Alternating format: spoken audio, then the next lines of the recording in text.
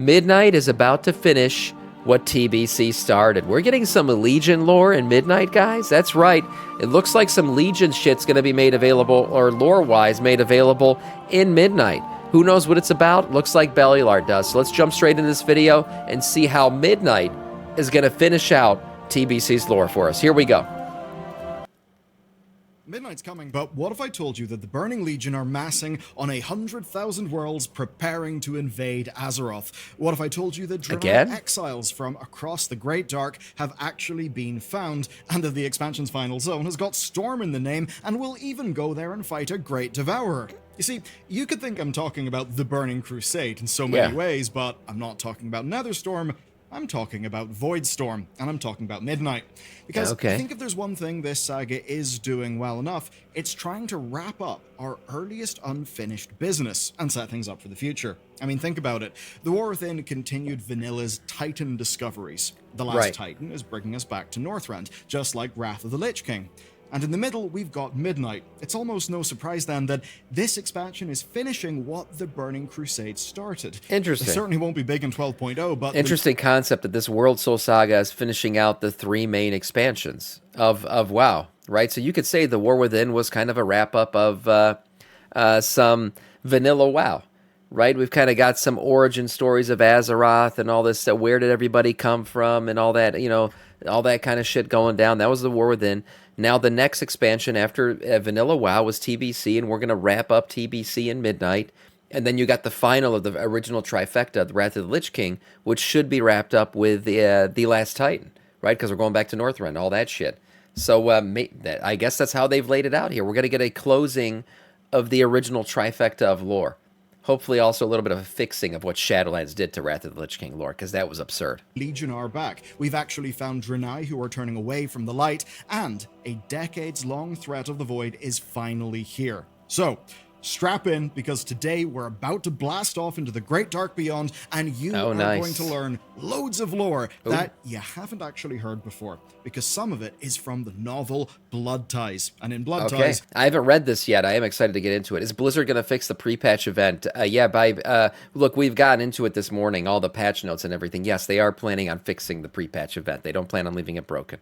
And it's pretty clear Blizzard are setting up broken. Where they want some of their story to go. Here's the thing I've noticed. A lot of people who need a website don't have one, or they have one that doesn't look great. And it's often not because people can't afford it. It's because they just get overwhelmed halfway through building it and quit. But today's sponsor, Squarespace, volume was kind of low entirely. Their new blueprint system walks you through building your own template. It asks you what pages you need, suggests fonts that actually work together, and it gives you matching color palettes that fit your aesthetic. So you're not just starting from a blank canvas hoping for the best. You're guided by 20 years of design experience that have been baked into that Amazing. tool, and it then scales with you. Do you need native video hosting? Not embeds, actual native video with a proper player. It's all there in Squarespace, designed to work seamlessly together. And it means that whenever customers hit your site, it looks professional. Very nice. And when they buy something from you, Squarespace... OnlyFans creators, you hear that? You can create a site. So, you can build your site for free at squarespace.com/bellulargaming, and then when you're ready to go live, use the man's code. Use code bellulargaming, and that'll get you 10% off your first purchase of a site or domain. Okay, here we go. This may be a shocker, but Sargeras. the Legion is back, and better still for them at least, it turns out they never really went away. Now, this sounds like wild speculation, but it's not. I have for you a... Well, we know that the Burning Legion still exists. There's just no Burning Crusade anymore because they're leaderless, right? They lost their leaders. The demons were there long before Sargeras showed up and kind of organized them all into a killing machine army. So they still exist out there. We know that. There's pit lords out there and others that can maybe take up some leadership positions. But the truth is, all the demons out there, the Burning Legion itself, have always been leaderless before Sargeras came along, and are now leaderless once again. Direct quote. In the novel Blood Ties, an Illidari called Lyanna Darksorrow and Illyria Windrunner are interrogating a demon called Variskar. Illyria claims, quite confidently, that the Legion is broken. You and I would surely think that. I mean, you know, the end of the Legion expansion. Right.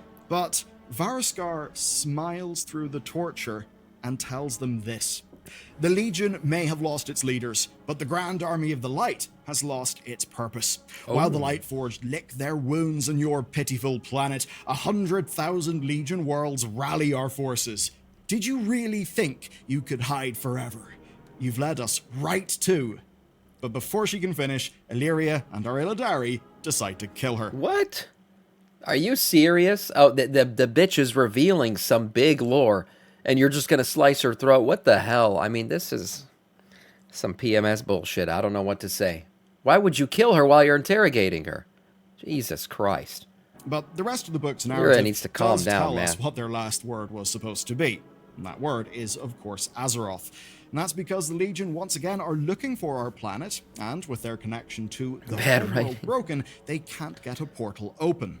Now, that may all seem a bit weird, but let me explain it to you. You see, the reason why the Legion didn't constantly and just all the time invade Azeroth was because it was incredibly difficult to find Azeroth. Now, the reason why is that the Titans put a shroud over the planet. Right, and it turns out, as a certain book says, space is big. Very big. That's why, as an example, in Warcraft 3, Kel'Thuzad needed to use the Book of Medivh to summon Archimonde. It's why Gul'dan had to open portals in the Tomb of Sargeras for the 4th invasion. That's the invasion that we fought in the Legion expansion. Yeah, makes sense. Because basically, without a direct link, without that portal, they're sort of flying blind. So, what all of this means then is that they don't have some portal to immediately take them to Azeroth. But they are on the hunt for our planet, and it sure seems the demon Illyria was interrogating basically knows roughly where Azeroth is. Right, and she was about to tell you exactly what the fucking plan was, and then you freaking killed her. Someone needs to put Illyria, like, you know, I don't know what she needs. Maybe she needs a good pounding. I have no idea. She's been away from Turelion for a while. Maybe that's what it is. I can't figure it out, but she's on a fucking trip lately. She needs to calm the hell down, stop killing people, and figure out what the fuck's going on. She's shooting first and then asking questions later. Demons probably need another Argus to become immortal again. Yeah, that's true. So they did. The Argus shit is broken. Remember, demons, as far as I understood it, were kind of always immortal. All that Argus did was allow them to recoalesce much quicker. Right? It acted like an anchor, whereas before you kill a demon, he goes off into the twisting nether, and it's like takes a long, long time for them to ever be able to come back. Whereas Argus was like an anchor where they don't really go to the twisting, they veer off and they just recoalesce right away and come back. That was how I understood it. Because if you kill them in the twisting nether, or you kill them on Argus, then they went, I guess, further away, never to be seen really again. That's how I understood it. Maybe I'm wrong on how I understand demon afterlife. So that leaves us with two huge questions. How close are they to finding Azeroth, and who will lead the invasion? Did we not lock up Sargeras? And of course, many of us think Sargeras will be back in The Last Titan. Turns out today, we're going to have pretty satisfying answers to both of those questions. 100,000 worlds. In the Blood Ties novel, we're following Arator as he seeks a promotion within the Knights of the Silver Hand. What better way to earn that than to take down a Legion plot? So what he does is he goes on an adventure with Turelion and Illyria, so spend some time with the parents, going through Suramar, where they find that Fell Soul Hold is actually infested with demons. When he investigates, he discovers an Eridar named Sarthar, who is tinkering with some leftover Legion tech, in particular, a soul engine. And what a soul engine does is simple enough. It eats souls and spits out power. It's one of these things. But Sarthar is elusive, and this forces Arator on a cosmos-spanning journey trying to hunt the bastard down. Okay. He travels to Outland, tracks down Varskar, and learns that the remnants of the Legion forces have actually spread across 1,000 worlds. He brings this news to the leader of the Blood Elves, Lor'themar, who actually agrees, thinking that a Legion invasion is on the horizon.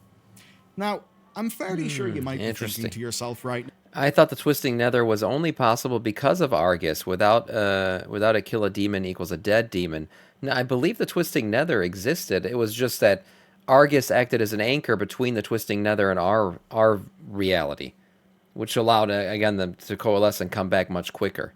I'm not like, I'll be honest, my twisting nether lore is a little bit rusty maybe, so maybe I'm wrong, but I'm pretty sure the twisting nether is on the big cosmology map as one of the natural things that exist out there.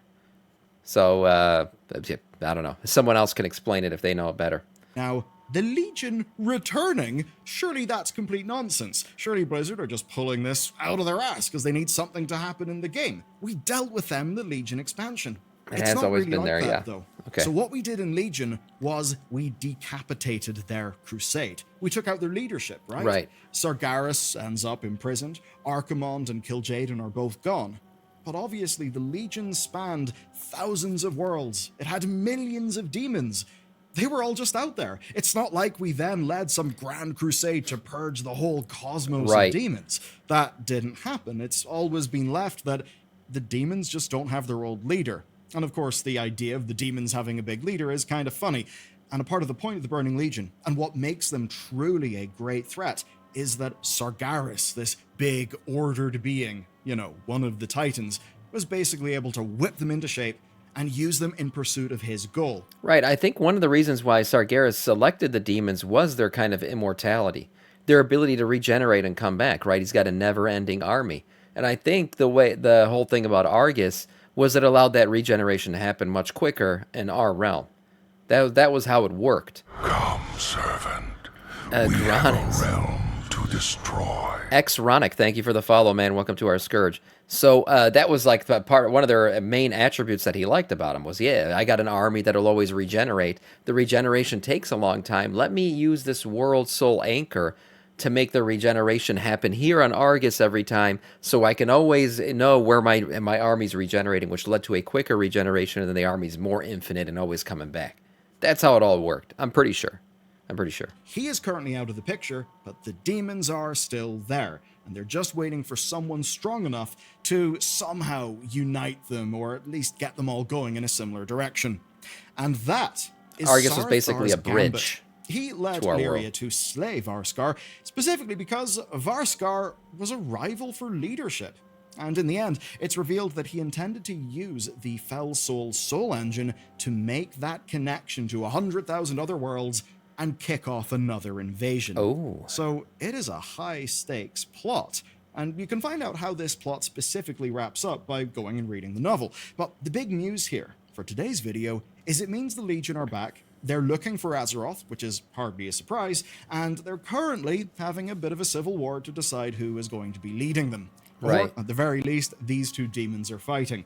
Big picture, imagine chaos, imagine power struggles across all those worlds. Power vacuum. I personally think that the Legion have probably split up into little factions, all with their own warlords, basically vying for power. Probably. And that begs the question, with all that chaos going on, who could actually step up? You may think it could be the likes of Sire Denathrius, but, well, I don't think it is. Oh, okay. Sire Denathrius is going to make a comeback at some point. The Dreadlords are out there doing their Dreadlordian things. We all know that. They're out there scheming, conniving, doing their shit. I actually think the Dreadlords might just hang out in the shadows and let this all play out, and then they could be like the next big thing post-World Soul Saga. Right? Like, oh, we've done it. The light has conquered all. And then so the Dreadlords obviously start to take the side of the light because they just were wishy-washy. They'll take the side of whoever's winning and start to corrupt things on that side. And we already know a Dreadlord, right? What's his name? Northraxian, right? Is that his name? He's a Dreadlord who can use the light. Obviously some weird shit going on there. Probably an agent of the Dreadlords sitting on that side of things, preparing the Dreadlords' full infiltration of the light. But they're going to play a role at some point, and Sire Denathrius will be back. On your knees. Probably one of the best boss lines ever. Talk about the big man, Sargeras. So, since Sargeras was taken by the Titans, we've only heard tiny wee whispers of the Legion. But the whispers have been real consistent. So during Dragonflight, right, the Nathras... Light Emperor versus Sire Denathrius, maybe. Or maybe you get like some like Tolkien-esque Lord of the Rings, Rohan, the king of Rohan being corrupted by his little minion who keeps whispering shit in his ear. I can imagine like a Dreadlord getting very close to the Light Emperor, right, and kind of corrupting him in a way, kind of like they did with the Scarlet Crusade and all that shit. And not necessarily a direct fight, but a corruption from within, and then we got to deal with the Light Emperor. Lord Banehollow attempted to lure warlocks to the Darkmoon Fair so that he could sacrifice them for more personal power. It was a rad little story that they put into the game. Another Nathrezim called Lord Helnerath also set himself up as a demon lord within Felwood's Shadowhold. Look at that. That wasn't the They're only everywhere. story. Arzal Kal led many repentant Mannery Eridar out of the Legion's ranks, but some remained faithful to the Fel, like this one, Saranus, who recently rallied Blood Mistile satyrs back to the cause. So what this means is we've already seen multiple... What if Sargeras is the Light Emperor? That's an interesting one. Could be. I don't know, though, how the timelines would sync up with Sargeras being in the afterlife, and then the Light Emperor, who's probably been in existence for quite a long time. So I don't know if that lines up properly. Come, let us lay waste to this realm. Weapon Master, thank you for the follow, man. Welcome to our Scourge. Demonic incursions. Some of them may have been working to a larger goal, others may just have been personal power. But now what we've heard in the power struggle between the two demons that are really the focus of the Blood Ties book, or at least the focus of our character's quest, well, we now see that they're actually trying to make something happen, and perhaps use the fact there are demons spread across 100,000 worlds to make something happen in Azeroth. And what's worse is that Varskar told us that the Army of the Light was, and I quote, licking its wounds on Azeroth. Basically, that they are too distracted to truly challenge the Legion's return. And I want you to think about that, because whenever the Midnight expansion launches, whether they like it or not, the Army of the Light is being teleported en masse to Silvermoon. Right. We see it in the cinematic. The Army of the Light will be busy facing down the Void, facing down Xalatath, and that means the Legion will be a bit more free to organize. True. And that's where we start having some real big thoughts. So who's going to step into this perfect storm and lead a reborn Legion? Who? Already in this only be video, it's one. clear the Legion is fractured but rebuilding. So who gets to lead it? Well, many have risen. There's the likes of Sarathar and Varskar that we've talked about in this video, but none have really shown the strength or the brutality needed to take the crown to actually lead the demons. If some minor demon is going... What if Illidan leads the Legion? What if Illidan leads the Legion? Not necessarily, because demons are not inherently bad. They're just chaotic. What if he leads the Legion with Sargeras against the whatever threat, the Last Titan shit? Whatever it is in the Last Titan. I don't know, some kind of Lightforged Titans, whatever the fuck they're going to be. What if? What if we get a Legion redemption arc? I don't know. Could happen. Ooh, maybe I'm just talking shit. I don't know what I'm talking about. We'll see. I don't know who the one leader is. Let's see what Bellular says. Going to make a meteoric rise to the top, then... Right, because the Legion is basically anti the Titans. I mean, the Titans are all about order, and the Legion really is chaos. Twisting Nether is all chaotic and shit. So maybe Sargeras returns as the leader with Illidan, but they're trying to basically fight for the side of nature and chaos and shit rather than order, which would be what the other Titans are fighting for. Well, they probably haven't been introduced yet. So, at least for now, I think minor players are out. And that means we should look at previous Legion commanders. First, let's talk about the big obvious ones. Archimonde is dead. He's dead, He is yeah. dead and gone. Dead. Dead Now, I have multiple to clarify times, that dead. Because usually, right, in the Warcraft rules, if a demon is killed, they actually return to the Nether, Yes. essentially from whence they came, and they eventually regenerate. But if you kill a demon in the Nether, well, that demon would be completely dead. Right. Now, you may be thinking, hang on, did we not do something about demons resurrecting at the end of the Legion expansion? Yes, you would be correct to say that. We absolutely did. Basically, Sargeras and all of his friends were using Argus basically as a massive, big, sort of soul battery. And that was accelerating the regeneration process of the demons. Yeah. So I do know my lore. I was right. Twisting Nether and demon regeneration always existed. The whole thing of Argus was it sped up the process, so it happened much quicker. That's what made the Legion so I know my very shit. dangerous. Obviously, we turned that off. We destroyed all of that stuff in the Legion expansion. But that doesn't mean demons don't exist, and it doesn't mean that they'll no longer regenerate. They just won't regenerate anywhere slower. near as quickly. Yes. Of course, in the case of Pre-watch Archimonde, now. well, the final phase of his course. fight took place in the Twisting Nether. That's where we killed him. So that guy is completely dead. He's dead. As He's is another Diaged. one, Kil'jaeden. Now, you could argue that if you do a big cinematic analysis, that we killed Kil'jaeden after his ship finished transiting the Nether, meaning we just killed him in space, and he could actually return. Right. But I think that's actually countered by some lore. The lore states that Argus was so ravaged by the Fel that it kind of now existed within the Nether. That may all sound like a bunch of cosmic magic-y bollocks, but just imagine so much Fel energy was going around the place that it just kind of broke reality. So based on that bit of lore, we killed him in the Nether, and he's absolutely dead. Okay. You could make the argument that maybe that lore doesn't apply to the space around Argus. If so, then sure, maybe Kil'jaeden could come back. Maybe it was some big gigabrain thing. That would Just certainly maybe match his title of Deceiver.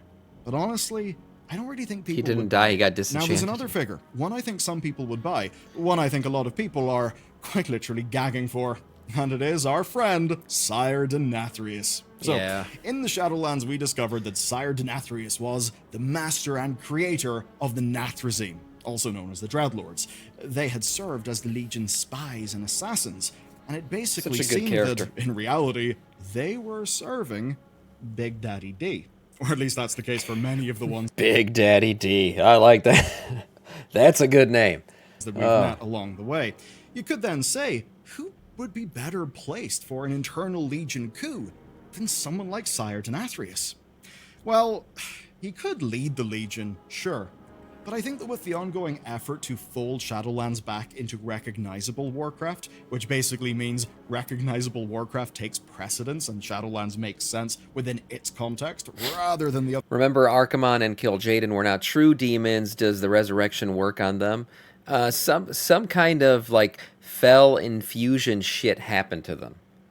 So, maybe they could... Well, I mean, we do know... Sargeras did come back. Or not Sargeras, sorry, Archimonde did come back, right? So they can come back. Remember, he was destroyed by when he was destroying the world trees, all the night elves swirling around him. They lost their immortality. That was the day they blasted him a bunch of wisps. You remember that shit? So he did come back. Yeah, remember? Hyjal, exactly. So they can come back. I guess it's because some Fel infusion shit happened with their souls that allowed them to kind of become now part of the Twisting Nether more than they're part of our world. So they can come back, yeah. It's already happened. Their way around, which is what they did. But they can't because they were killed in the Twisting Nether this time. It would be a hard sell to parachute Denathrius in to lead one of the most fundamental organizations in Warcraft lore. That is a meta. The timeline WoD shit was addressed by Blizzard.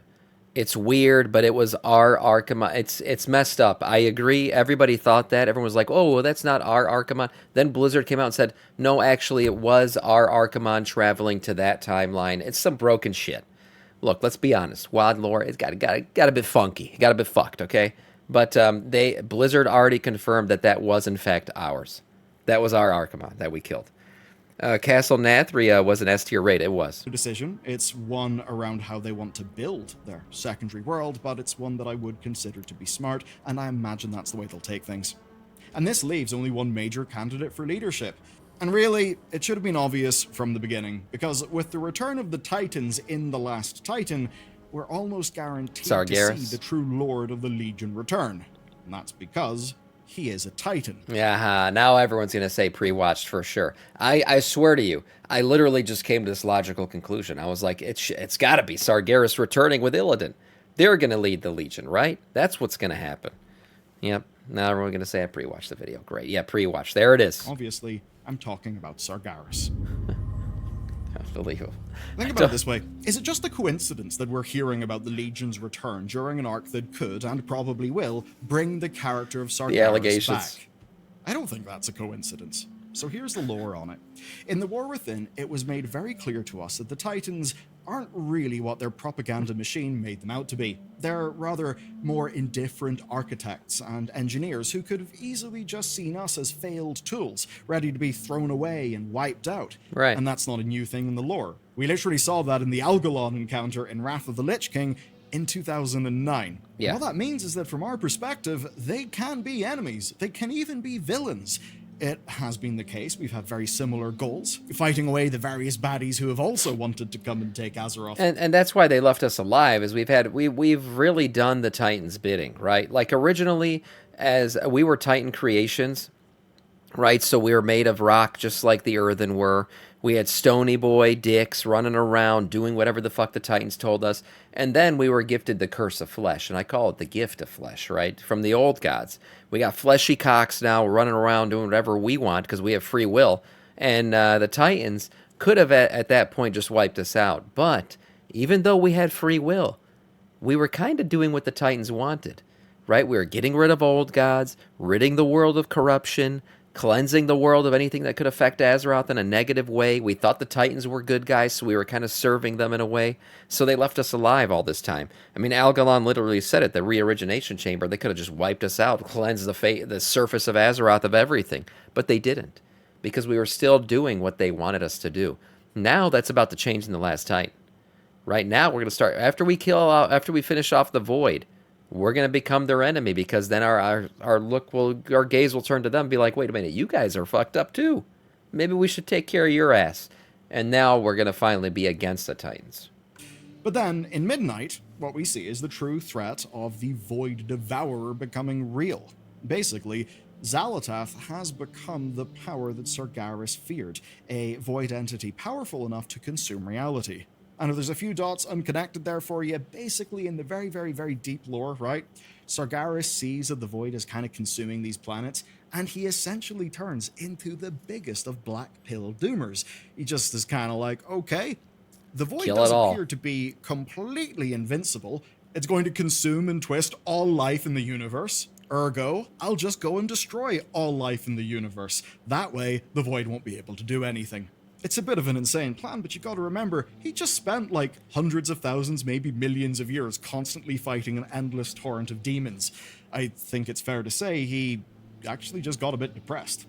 Anyway, that big fear of the Void is why he started the Legion, and Xal'atath is now the embodiment of that fear, especially as she gets closer and closer to Azeroth. So now, his big worry is happening. And in the last Titan, we actually know two things that will happen. First, we know from Iridikron, one of the major characters of the Dragonflight expansion, who will be coming back, a genuinely well-drawn villain that feels damn menacing. Well, he was the best part of Dragonflight. He was really cool in one way, that he acknowledged our power, right? He saw us. He knew he's tough, right? He's a big boy. He can do whatever he wants. But he always tiptoed around the player character. He did, because he knew everything we had done. He knew all the other bosses that we had killed, all the challenges we had overcome, and he warned Farak about it. He told him, "You gotta be careful, Farak. You fucking around too much." And Farak, he fucked around. He found out, and he gave us a nice legendary axe in the process. Iridikron, on the other hand, he avoided us. He played his cards. He kept playing 4D chess the entire time until he got what he needed, and then he dipped out and be like, "I'll see you guys in the last Titan. I'm not going to be an end boss in this expansion. Peace." And he's going to do his plan.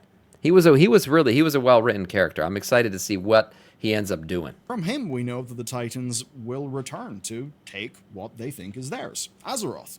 But we also know from Chris Metzen, who is a guy. He's not a thing in World of Warcraft.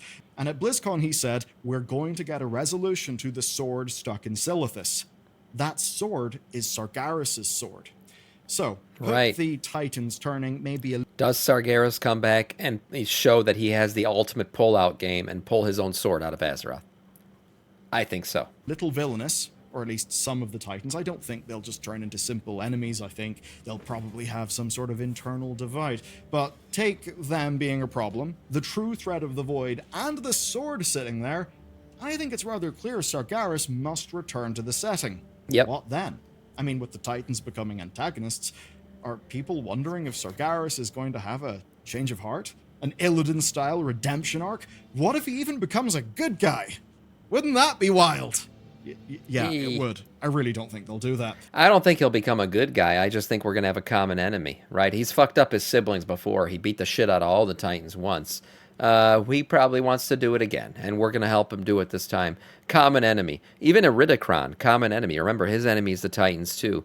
We just don't have a common way of getting there. So we'll see how all that works out. But we are going to have an Avengers Assemble moment, no doubt. All of these enemies of the enemies and all these fucking people coming together to fight against the Titans. Though it is a pervasive thought throughout the community, but it is, I would say, an assumption. Based on everything we know about Sargeras, he may just come back just as committed to destroying reality as he was the last time we saw him. And we also know that at the end of Midnight, we will lose. Now, there may be a few steps of logic there that you may not know if you've not been as degenerately following the lore as me and the team have. Basically, in Dragonflight, Iridikron cuts a deal with Xal'atath. He knows what Xal'atath wants to go and do, and he's essentially counting on Xal'atath winning, because her winning is what's going to force the Titans to come back to Azeroth. Right. That's what he wants, because he wants to get personal vengeance on them. So, Midnight not going in our favor is baked into his plan. Yeah, so like quick summary, Xal'atath's going to do her thing. She's going to make the Titans come, and right before the Titans come, Iridikron's going to come. Right? So everyone's coming. Thanks to Xal'atath. That's right. I'm sure it won't play out that simply, but I think you understand. Take that as you will. We're probably going to lose. We don't know who we'll lose to. Probably Xal'atath. That'll probably lead to a confrontation with the Titans, Sargeras, and a fully empowered Void Devourer or something. Which all seems huge in scale. And when we're talking huge, and we're going big, literally these planet-sized titanic beings, well, if Sargeras hasn't changed, and he's coming back, he's probably going to want an army. And if that's the case, then he has 100,000 Legion worlds to call on. I think the difference will be that not all will join him. And maybe the Draenei of Nashabur and the demons that they know are an example of some demons who won't join them. And if you don't know what any of that means, trust me, it's really cool, and you'll learn about it in this video next.